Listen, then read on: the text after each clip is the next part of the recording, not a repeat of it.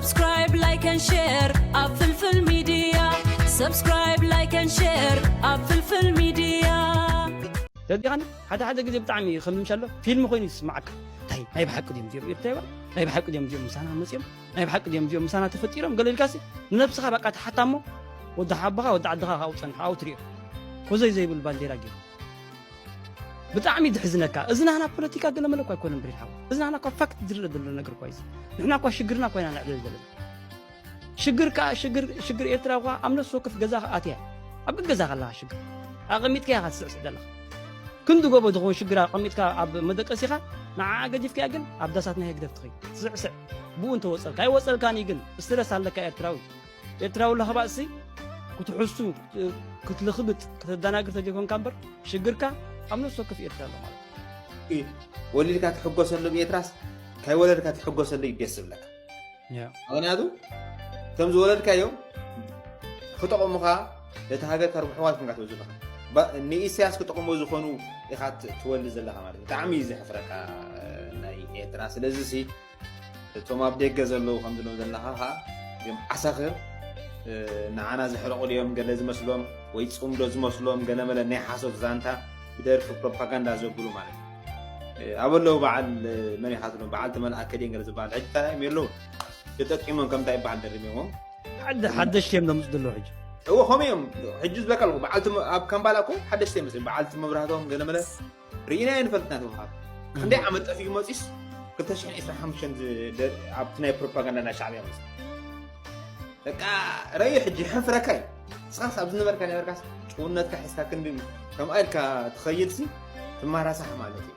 بقى بدقامه يا تايدي برين مسيلكا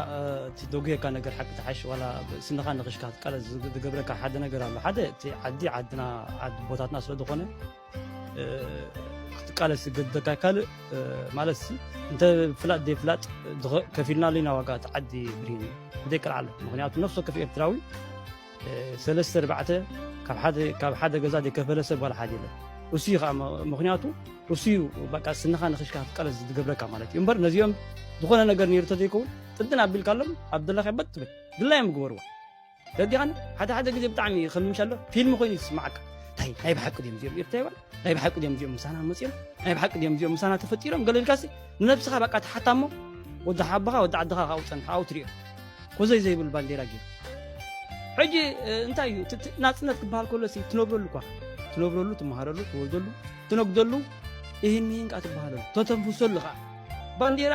ተኸዲንካ ባንዲራን በርቢልካ ከምካን ተሰማቅሮ ናጽነት ኣብ ዓድኻ ኾንካ ከተሰማቅሮ በቃ ይጭበጥ ናጽነት ትክክል ናጽነት ይጭበጥ ይብሬን ሓውል ልክ ከምዛ ኣብ ጀርመን ንነብሮ ዘለና ጨቢጥና ያነብር ዘለና ትክክል ካ ከምዚ ኣብ ኤርትራ ክጭበጥ ኣለዎ ማለት እንተ ደይ ኮይኑ ዝናይ ሓሶት ዝናይ ትንኩልና ዝናይ ድንቁርና ግን ማእስም ክትዕረይ ማእስ ክትዕረይ بتعمي دحزنك اذنا انا بوليتيكا قلنا ملك يكون بري حوا اذنا انا كفكت دل نغير كويس نحنا كو شجرنا كوينا نعدل دل شجر ايتراوا امنا سوكف غزا اتيا اب غزا خلا شجر اقميت كيا خاص دل كندو غبو دخون شجرا قميتك اب مدقسيخا نعا غجفك ياغن اب داساتنا هيك دفتخي سعسع بو انت وصل كاي وصل كان يغن استرس على ايتراوي لهباسي كتحسو كتلخبط كتدناغر تجيكون كامبر شجركا امنو سوكف يرتالا مالك امنو سوكف يرتراوي ابو غزو لشجر من مغوارا زيل الذي اب حاسوت على ما يتنبر اتدخيد له خيدغا اتدحلفه حليف له بحجي زمص شجر مكرانكا حابيرنا عقب نبلو نبلالنا احنا ناي بيني حوي كون نموت ناي بينو نبرينا حوي كون نموت ناي كلنا بحوار نموت مالك لذي اتوم تبلستي فاميليكم ولا اوصيكم دلهم ابزي مغابريات تكون دلكم صمت جميل اوتوم ابيتا دلحواتكم كن صباحنا وقت حاسب كلكم برين قليل يكون مزلو سكفك سلطونه برين حوي بقليل يمسم دري ودلو كتب برين عبوي ود متعبيتي كلا كل زنبر سباتكي كردي خان لمينا مسي لمينا بلا ورس تماري سم هاجريو هاي مالتي هاجر لمين كان انا مالك نفسك خديت خللو درجه بس خازن دخاسي تماريس كهاجري يفقراي كمزي هاجري نبر لي قال ملت برسي بتاع من حاسوت زانتايز يحفركاي هذا غيزه كله ولا بسويس قبرو اليوم ولا جلس قبرو يحفري مغناتو أبسويس قبرو خلوص أبا حقوتهم تسووا له هاجر نعم عقيبهم زاءت زلوا هاجريس مسيومس بنداماتهم أدرس بنداماتهم عدي قوام دانا برخلوس تمليسهم هاجر يفكر يبغى بتعمل كيف مزح فرقة هاجر كات فكرة خانك عد خات ملس قوام هنس حقت خل قوم أخذ كنا لك تمني ردي خاني تزي كوينو أبز مسيخ فكر كجلس تعمي يحفر زانتاي أب عالم تزخف أب ساعات زي إتراو مخاني حدث بإتراو تهان كاس يكون كنت لول درجة أنا مسيح هذا الله مخناتوس إتراوي إذا الكاس بتعمي يحفر كايشين مخناتوس إتراوي أنا تكاس مسك هاي تكالس أبارنا تنبر الشيل كات تقبل باريات خونا الله حماي عقل قالي ردي خاني جي عقل قالي خونكاس بقى مجابري خونكاس نفس خانس درابيتكا ندق خاطه واردو مالها ማለት ጽባህ ንጎስ ያፍረካይ በታሪክ እጅ እንዳይ መስልካ ምናልባት እጂ አው ትየምሮም ተጋስ ስለዘለ ጽቡቅ ነገር ዘለው ገለ መስል ፊልሚ ሰሪሕካ ተምጽኦ ከለሃ ግን ይሕፍሪ ፊልሚ አምጪኻ ተሪኦ ከለሃስ በጣም ይሕፍረካይ ስለዚህ መሕፈረ ዝኾነ ታሪክ እጂ ከም ደረፍት ደም ክንጽሕፍና ግጥምን ዜማን ጽሕፎስ አውትሪ هذا دكتور أوتريو عندنا أدنى وريدنا زلوا معتك وريدنا زلوا كمان عندنا خمسة كاريلي بدعمي قال يوم كا قال استينا يوم نبرجن حمل خمسة بهذا زقموز نور ويكا بعوراجا بعد خا حب نزل لك هذا يوم زقوس نورس أبتقدر كده مدرك مستوى هامسي حما جيجاني ري حتى سب أيكم كاسي حد جدا تبصي تجاجن دي حتى ردي خان تجاجل لك عبد زغنا تأتم لك أنا يقدم عبد نسنة كون كله تجبره ولا سأيك بتجيخام قل بس كايو نجر تماهر كون خير عبد حلو حجز يوم سبات يا تومسي بتعمي مزفهم فنوخا يفهم فنوخا كفهم فنوخا معك بك أنا يفهم فني تصقول مالك كعقن لعليتي تجوارا تومسي يحضرني أبزي لس علم لك مرهاني تلك خلها سحاب كان مش لك حموم سك كم ممكن رياسو يوم رياسو ريساس حموم سب فلتي خا اب لا تقنز لا بلا خلو يوم ابز عدي ما جوي بنين عركي سياس مره يدنعقب سياس بتعمي يدنعقب انا ابي دي سعيد البرين حوي او سعيد اللي مغنياتو كاتل سنور بتعمي يا سعيد له كاتو كل قله اتاقي عملو سياس اتي قله لهم كذا اتاقي عملو ولا حنتي كل شيء بلهم كفت رايد ولا حنتي تعدي مغاتي ناتو مدرس معي مالتي دحريو امودا تابتي تحت وريد مالتي لعلي عسرا قال له يخوني بسبب لام ناتو سكريتي مالتي غاردي يعني غيروا خيدو مغنيات مره يدعم فلان مرتنا ما تحت تحتي دولو مرحتي بالتعميد فنفنا رجع سياس ارترا بروس يلان فيلم ترى يسرح الكادو فيلم يسرح لنا دولو ارترا ابروس يلان مره يدنع غبك نيشات الله رجع نيشات سلو تكون تقايو زمان دفعت كم زين عقب سبات كوت فيهم ترى يا ني امريكان دنتن نبرقوا بقى سلد زي ارتاس بقى نيشات نلا انا خقف عدل يلغو بقى ني ججفات فايلا اثيوبيا حزال لغو زعينته فايت خيل ترجعن بتعمي نعقد له مغنيات 35 عامت قليل 34 عامس قليل يكون امري حول ترجعن تا هاجر بصيحه تدلا امتا كنا هلا قطبا بخون معبالتاسي كتنتن غبا مصحف تحب متي كوي دمبو نورمال كوي معلنا تنسي حد بريزنت حكون كاسي نورمال مدري نورمال بقالك حتسمع غبا كبرين عرك ترجعن ساعات كمان بافكاس بقالك ترايسي تسمع يغباك مغنياتو 34 عمد تمكر لك ترجعن كله ابرسا شمتك تزلك اسو انت تقبر حدا سنكسار دغونه تግርኛ يدمت ترجعن دي تحزا نتن تግርኛ دحر እንደ حلالخ صفافين نسب اب كونفيس غبرو انت يكون يلخون انت مانوت يخبل تحت حزب انت يقبل مسلك عمد سن ابتا خلايت عمد كاهم غيرو خا غبل مالك ترجعن كوم انت قبر الحزب ابرسا بيلو حجقا سنكسار دغونه قالات دربي خويدلو نحنا ግን በስተፈላላይ ምክንያት ስለ ፎቶ ፍላይ በደንብ ተቋመዶ ለሰ እሱምትን አለ ማለት ወረደም አለ ማለት ነው ዘምዶና አይ ሰላም እንደከይደለ ዛ ጥምሮ በቃ እንቀጥላልና ናይ ጥምሮ ይኮነን እዚያ መንሲያት ያخطፍ እዚያ መንሲያት ያخطፍ ስለዚህ ብሪን ሓወይ ኤርትራ ኢኒሻትላ ብጣዕሚ ካድን ዕቀና ብፍላይ ነዘምባሮይ ብጣዕሚ ብፍኖም ማለት ብፍኖም ሕጂውን ብዛዕባ ኤርትራ ኣመልኪቱ ናይ ሰብኣዊ መሰላት ጸብጻባት ኣቕሪቡ ዘሎ ኮይኑ ኣብቲ ጸብጻቡ ድማ ኣብ ኤርትራ ገበናት ኣንጻር ሰብኣውነት ይፍጸም ክህሉ ከም ዝኽእል ዘእምን ምኽንያታት ኣሎ ክብል ኣጠንቂቑ ንሱ ነዚ መግለጺ ኣብ ዝሃበሉ ድማ ጉዱድ ዝኾነ ምስዋር ዘይሕጋዊ ምቕያድ ከምኡ ድማ ምስቓይን ፖለቲካውያን ተቃወምቲ ጋዜጠኛታትን መራሕቲ ሃይማኖትን ምእሳር ከም ኣብነት ይጠቒሱ መሐመድ ዓብደልሰላም ባብክር ነዚ መግለጺ ዝሃበ ኣብቲ ጸብጻቡ ዘቕረበሉ መበል 62 ኣኼባ ትካል ሰብኣዊ መሰላት ውድብ ሕቡራት ሃገራት ኣብ ጀኔቫ እዩ ይኹን እምበር ኤርትራ ነቲ ዝቐረበ ጸብጻብ ኣብ ሓቂ ዘይኮነ ሓበሬታ ዝተመርኮሰን ብኣገባብ ስራሕ ዝጎደሎን ብምባል እያ ነጺጋቶ ኤርትራ ብመንገዲ ኣምባሳደር ሶፊያ ተሰማርያም ኣብ ዝሃበቶ ገብረ መልሲ ኣብ ዘይተረጋገጸ ክስታት ዝተመርኮሰ ንዝተመዝገቡ ዓወታት ድማ ሸለል ዝብልን ንጉዳይ ሃገራዊ ኣገልግሎትን መዝገብ ሰብኣዊ መሰላትን እቲ ሃገር ከዓ ፖለቲካዊ ኣጀንዳ ብዘለዎ ኣገባብ ሚዛኑ ብዘይሓለወ መዐቀኒ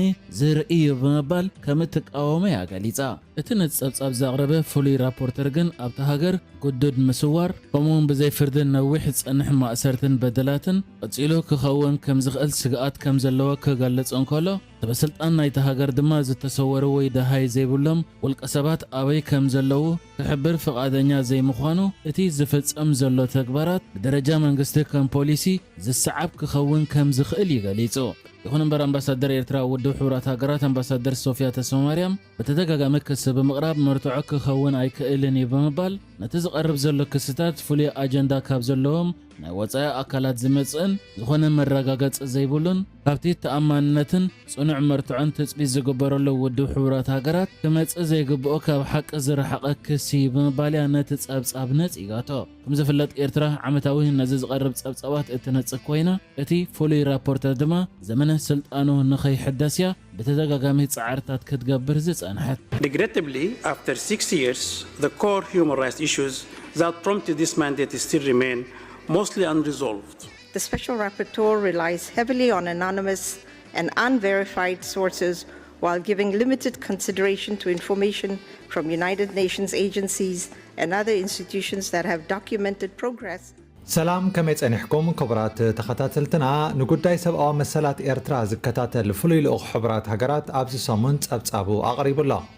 መልእኽቲ ናይቲ ነዚ ሓላፍነት ዝተዋህቦ ዶክተር መሐመድ ዓብድሰላም ባቢኬርን ንምክልኻል ዝቐረበት ኣምባሳደር ህግደፍ ኣብ ሕቡራት ሃገራት ሶፊያ ተስፋማርያምን ንሎሚ ብትግርኛ ተርጊምና ቀሪብና ያለና ፈለማ ብዶክተር መሐመድ ባቢኬር ክንጅምር ኢና ሰናይ ምክትታል Thank you. Mr. President, Excellencies, ladies and gentlemen, it is... ክቡር ፕሬዚደንት ክቡራን መራሕቲ ክቡራትን ክቡራንን ኣብ ኤርትራ ዘሎ ኩነታት ሰብኣዊ መሰላት ብዝምልከት ከም ፍሉይ ልኡኽ መጠን ኣብዚ ባይቶ ቃል ክህብ ዕድል ብምርካበይ ዓብ ኽብሪ ይስምዓኒ እዚ ኣብ መበል 62 ሓፈሻዊ ጉባኤ ነዚ ናይ ፍሉይ ልኡኽ ሓላፍነተይ ወይ ማንዴት ናብቲ ንዓይ ዝትክእ ሰብ ቅድሚ ምርካበይ ንባይቶ ሰብኣዊ መሰላት ዘቕርቦ ናይ መወዳእታ ጸብጻበይ እዩ ነግረ መገደይ ግን ድሕሪ 6 ዓመታት እቶም ነዚ ሓላፍነት እዚ ክምስረት ምኽንያት ዝኾኑ ቀንዲ ናይ ሰብኣዊ መሰላት ጸገማት መብዛሕትኦም ገና ከም ዘለውዎ ይቕጽሉ ከም ዘለዉ ክገልጽ ይደሊ ኣብ እዋን ስርሐይ እቲ ኩነታት እናገደደ ይኸይዱ ህላወ ሰብኣዊ መሰላት ኤርትራ ሕጂ እውን ኣስጋእ ኮይኑ ይቕጽል ኣሎ እዚ ብስርዓታውን ሰፊሕን ኣገባብ ግህሰት ሰብኣዊ መሰላት ዝተመልአ እዩ ኣብዚ ጸብጻብ እዚ ኣብ ኤርትራ ገበናት ኣንጻር ሰብኣውነት ክራይምስ ኤጌንስት ሂውማኒቲ ገና ይፍጸሙለው ኢልካ ንምእማን እኹል ምኽንያታት ከም ዘሎ ተሰኒዱ ኣሎ እቶም ቀጺሎም ዘለዉ ገበናት ምስዋር ዜጋታት ብዘይ ክስን ፍርድን ንነዊሕ እዋን ምእሳር ምስቓይ ከምኡውን ንፖለቲካውያን ተቃወምቲ ጋዜጠኛታትን ኣባላት ሃይማኖታውያን ማሕበረሰባትን ምስጓግ ይጥቀሱ እዚኦም ኣብ ኤርትራ ናይ ምሕደራ ቀንዲ መለለይታት ኮይኖም ይቕጽሉ ኣለዉ ብተወሳኺ እዞም ዘስካሕክሑ ተግባራት ብቐጻልን ብፍላጥን ምጥቃም ምስቲ ናይቶም እሱራትን ዝጠፍኡ ሰባትን ዕድል ወይ ዘለውዎ ቦታ ንምፍላጥ ስርዓታዊ እምቢታ ተደሚርዎ እዞም ተግባራት ብንጽል ዝፍጸሙ ፍጻሜታት ከም ዘይኮኑ ብጭቡጥ ዘረዲ እዩ በአንጻሩ እዚኦም ብደረጃ መንግስቲ ዝድገፉ ዝሰፈሐ ናይ ጸቕጥን ምምላኽን ፖሊሲታት እዮም ኣብ እዋን ስርሐይ ሓያሎ ኤርትራውያን ስድራቤታት ንምርግጋጽን እቶም ዘፍቅርዎም ሰባት ዘለውዎ ቦታ ንምግላጽን ናባይ ብቐጻሊ ጥርዓናት ኣቕሪቦም እዮም ክቡራት መራሕቲ እዚ ዝተመሓየሸ ንጡፍ ናይ ሓባር ዘተ ትርጉም ዘለዎ ውፅኢት ክህልዎ እንተደኣ ኮይኑ ነዚ መድረኽ ተጠቒመ ንወከልቲ መንግስቲ ኤርትራ ቁኑዕን መሰረታውን ሕቶ ከቕርበሎም ኣለኒ። እዞም ዝጠፍኡ ሰባት ኣበይ ኣለዉ? እቶም ብዘይ ፍርዲ ብዓመፃ ተኣሲሮም ዘለዉ ገሊኦም ድማ ንዓሰርተታት ዓመታት ኣብ ምስጢራዊ ኣብያተ ማእሰርቲ ተዓፅዮም ዘለዉ ኣበይ ኣለዉ? እቲ መርማሪ ኮሚሽን ኦፍ ኢንኳይሪ አንጻር ሰብኣውነት ዝፍጸሙ ገበናት ተፈጺሞም ክኾኑ ይኽእሉ እዮም ኢሉ ካብ ዘጠንቅቕ 10 ዓመታት ሓሊፉ እኳ እንተሎ ክሳብ ሕጂ ግን ዝኾነ ምርመራ ክሲ ወይ ጽገናታት ኣይተገብረን። እዚ ከቢድ ኩነታት እዚ ኤርትራ ነፃነታ ካብ እትረክብ ካብ 1993 ጀሚሩ ልዕልና ሕጊ ዲሞክራሲያዊ ትካላት ፖለቲካዊ ብዙሕነት ከምኡውን ነፃ መራኸቢ ብዙሃንን ፍጹም ኣብ ዘይብሉ ሃዋህው ይቕጽል ኣሎ። ኣብቲ ጸብጻብ ዝቐረበሉ እዋን ሰበስልጣን ኤርትራ ንሃይማኖታውያን መራሕቲ ምእሳር ቀጺሎም እዮም። መንግስቲ ካብ ታሕሳስ 2025 ጀሚሩ ነቶም 13 ንነዊሕ እዋን ብዘይ ክስን ፍርድን ተኣሲሮም ዝጸንሑ ሰባት በቢግዚኡ ምፍትሑ እኳ እንተኣመን ኩሉ ኣብ ሓምለ 2025 ግን ክልተ ፍሉጣት ናይ ምስልምና ሃይማኖት መራሕቲ ማለት ሸኽ ኣደም ሻዕባንን ሸኽ ሓሰን ሸነቲን ብዓመፃ ተሰዊሮም እዮም። ካብ ዶባት ኤርትራ ወፃኢ እውን እቲ ዶባት ዝሰገረ ጸቕጢ ወይ ትራንስናሽናል ሪፕሬሽን ዝዓበየ ተራ ይፃወት ኣሎ። ሰበስልጣን ነቶም ኣብ ስደት ዲያስፖራ ዘለዉ ኤርትራውያን ንምጽቃጥን ንምፍርራሕን ወይ እውን ጉድኣት ንምብጻሕ ዝገብርዎ ምንቅስቓሳት ይቕጽልዎ ኣለዉ። ስለዚ እተን ወሃብቲ ዕቑባ ዝኾነ ሃገራት ነዚ ዶባት ዝሰገረ ጸቕጢ ንምክልኻል ሓልዮት ከስፈሓ ነቶም ገበን ዝፈጸሙ ድማ ብተግባራቶም ተሓተቲ ክገብርኦም ጻዊዒት ኣቐርብ። ክቡር ፕሬዚደንት፣ ኩነታት ኣብ መላእ ዓለም ዘለዉ ኤርትራውያን ስደተኛታትን ሓተቲ ዕቑባን ገና ኣዝዩ ኣሸቓሊ ኮይኑ ይቕጽል ኣሎ። ሓያሎ ኤርትራውያን ኣብ ዝተዓቐቡለን ሃገራት ዘለዎም መሰላት ይገሃስን ንኣህጉራዊ ናይ ስደተኛታት መዐቀኒታት ብምጽራር ናይ ምስጓግ ዲፖርቴሽን፣ ብዘይ ሕጊ ምእሳር ምጭዋይ፣ ግዳይ ኣሰጋገርቲ ደቂ ሰባት ናይ ስደተኛታት ዕቑባን ምዝገባን ምስራዝ ከምኡውን ዘይእኹል ሓልዮት የጋጥሞም ኣሎ። To Eritrean youth movements whose future remains limited by repression, militarization and fear. እቶም ዝጠፍኡ ኣባላት ስድራ ቤትኩምን እቶም እተፍቅርዎም ሰባትን ኣይተረስዑን። ነቶም ኣብ ኣብያተ ማእሰርትን ኣብ ትሕቲ መሬት ኣብ ዘለዉ ክፍልታትን ኮንቴነራትን ዝሳቀዩ ዘለዉ ስቃይኩም ይስማዓና እዩ። ኣብ መላእ ዓለም ንዘለኹም ኤርትራውያን ስደተኛታትን ሓተቲ ዕቑባን ድሕነትኩምን ክብርኹምን ናይ ሓባር ኣህጉራዊ ግዴታ እዩ። እቶም መጻኢኹም ብጸቕጢ ብወተሃደራዊ መደባትን ብፍርሕን ተሓፂሩ ዘሎ መንእሰያት ኤርትራ ብነፃነትን ዕድላትን ዝተሃንፀ መጻእ እምበር ናይ ጸቕጢ መጻኢ ኣይኮነን ዝግባኣኩም። ስርሐይ ክዛዝም ከለኹ ምስ ሰበስልጣን ኤርትራ ክረኸብ ወይ ዘተ ክገብር ዕድል ኣይረኸብኩን። ናብ ኤርትራ ወግዓዊ ምብጻሕ ንምግባር ብተደጋጋሚ ዘቕረብክዎ ሕቶ መልሲ ይረኸበን። እዚ ዓመት እዚ መበል 20 ዓመት ናይ ዝባይቶ ሰብኣዊ መሰላት ከምኡውን መበል 14 ዓመት ናይ ዝሓላፍነት ምምስራት እዩ። ዝሕዝን እቲ ናይ ምትሕብባር ጉድለት ናብ ኤርትራ ምብጻሕ ምኽልካል ሓዊሱ ከምኡውን ነቶም ዝቐረቡ ርእቶታት ከተግብሩ ዘይምኽኣሎም ናይ ዝባይቶ ውሳነታት የደኽሞ ኣሎ። እዚ ባይቶ ነቲ ኩነታት ብቐረባ ክከታተሎን ንኹሉ ናብ ተሓታትነትን ፍትሕን ዝግበር ጻዕርታት ክድግፎን ጻውዒት ኣቐርብ ይቐኒየለይ። ክቡራት ተኸታተልትና ብድሕሪ ዝመደረ ፍሉይ ልኡኽ መልሓሳ ስሒላ ኣሉ ክትብል ዝተቐረበት ዕልልቲ ህግደፋዊት ሶፍያ ተስፋ ማርያም እያ። ይቐኒየለይ ኣደ መንበር ምክትል ፕሬዚደንት ኤርትራ ነቲ ኣብዚ ባይቶ ቀሪቡ ዘሎ ጸብጻብ ኣብ ኣገባብ ኣሰራርሕኡ መሰረታዊ ጉድለት ዘለዎ ብነፃ ኣካላት ዝተረጋገፀ ሓበሬታ ዘይተደገፈ ከምኡውን ካብቲ ኣብ ባይታ ዘሎ ክውንነት ዝረሓቐ ብምዃኑ ትነጽጎ። ስለዚ እቶም ዝተረኽቡ ውፅኢታትን መደምደምታታትን ተኣማንነት ዝጎደሎም ኮይኖም ንቑኑዕ ክትዓትን ውሳነታትን እዚ ባይቶ ከም እሙን መወከሲ ከገልግሉ ኣይክእሉን እዮም። እቲ ነቲ ጸብጻብ መሰረት ዝገበረ ኣገባብ ስራሕ ዓሚቕ ጸገም ዘለዎ ኮይኑ ይቕጽል ኣሎ። እቲ ፍሉይ ልኡኽ ኣብ ኤርትራ ኣብ ዓውዲ ጥዕና፣ ትምህርቲ፣ ውሕስነት ምግቢ፣ ትሕቲ ቅርጽን ማሕበራዊ ቁጠባዊ ልምዓትን ዝተመዝገበ ዕብየት ዝሰነዱ ትካላት ሕቡራት ሃገራትን ካልኦት ኣካላትን ዘቕረብዎ ሓበሬታ ውሱን ግምት ክህብ እንከሎ ብኣንጻሩ ኣብቶም ስሞም ዘይተጠቕሰን ዘይተረጋገጹን ምንጭታት ብብዝሒ ይምርኮስ። እዞም ኣብ ባይታ ዘለዉ ክውንነታት ኣብቲ ጸብጻብ ኣገዳሲ ዝኾነ ነጸብራቕ ኣይረኸቡን። ኣብ ክንድኡ ነቶም ብጸቢብ ዓንኬል ናይ ወፃኢ ኣካላት ዝቐረቡ ክስታት ብዘይ እኹል መርመራ ወይ መረጋገፂ ዘይመጣጠን ርዝነት ተዋሂብዎም ኣሎ እዚ ድማ ነቲ ንተኣማንነት ጸብጻብ ሕቡራት ሃገራት መሰረት ዝኾኑ መትከላት ዘይሻራውነት ሚዛናውነት ከምኡውን ንቑኑዕ መርትዖታት ዘለዎ ጽኑዕ ኣኽብሮት ዝጻረር እተዛብዐ ናይ ትንተና ቅርጺ ከም ዝህልዎ ገይሩሎ ኤርትራ ነቶም ኣብ ተኸታተልቲ ጸብጻባት ዝደጋገሙ ክስታት ብቐጻሊ መልስታት ዝሃበትሉ ኮይና ነቶም ዓመት መጸ ዝደጋገሙ መሰረት ዘይብሎም ክስታት መሊስካ ምምርማር ብዙሕ ረብሓ ከም ዘይብሉ ተኣምን